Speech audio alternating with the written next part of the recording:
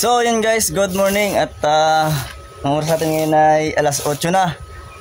At inuumpisa na natin yung gagawin nating terrace, bubong sa terrace. Ayan, lalagyan natin ng trusses. So ito yung ating welder, gumagawa na. Ayan, nasimbolan natin yung poste. Lalagyan natin poste doon. So let's go. Ayan yung ating poste. Gagawin natin poste dyan sa taas. Ayan, at tiniktikan ko na ito kahapon. Para ngayon ikakasa na lang. Ito, dito natin bakapitin yung poste. Ayan, ito yung bakal na pagkakapitan natin.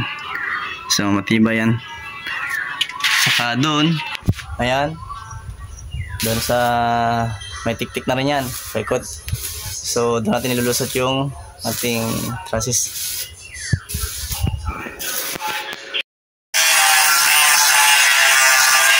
So ayun guys, binutasan natin siya para doon natin pakakapitin yung patibay natin doon sa abang. Ayan. Matas-tas ano?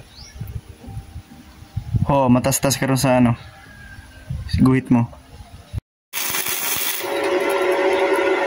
Yun yan, pulog mo na yan para dala na yan sa taas. Wala ka palang dito kami trabaho dyan. Testing. Wala ko dito na. Ano? Sa Maynila. Alright, diba? Sakto. Matibay niya, no? Tapos ilagay natin sa hulog. Okay na yan, ang i-fix muna yung ilalim. I-fix muna yung ilalim, tapos hulugin mo na rin. Ha? Hulugin na muna. Ito, ipantay natin doon sa kasi yung hulog natin pabuka Fix muna yung ilalim para hindi gumalaw. Kasi yung hulog niya na ipabuka doon sa taas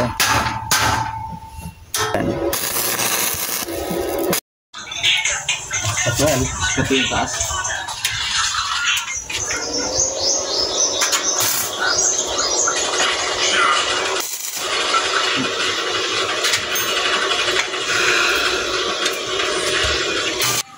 Itin dito ay.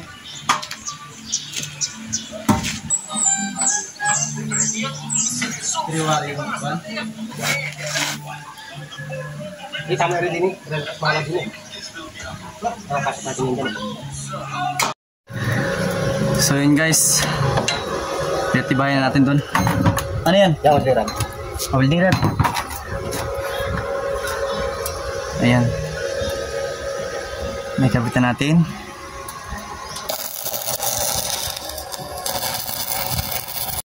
So yun guys, ayan, tapos talagyan natin ng pagganon.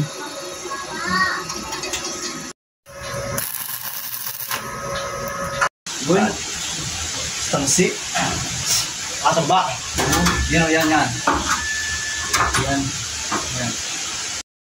Ayan guys, naglalagay na tayo ng connector.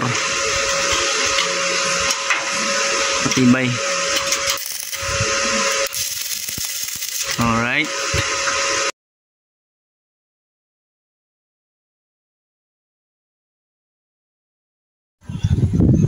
So yun guys, at ito na yung ating natapos. Ayan guys, pakita ko sa inyo. So ayan siya.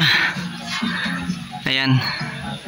So ito lang yung ating natapos kasi oras na.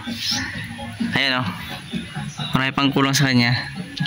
Ayan, marami pang ilalagay. So ayan.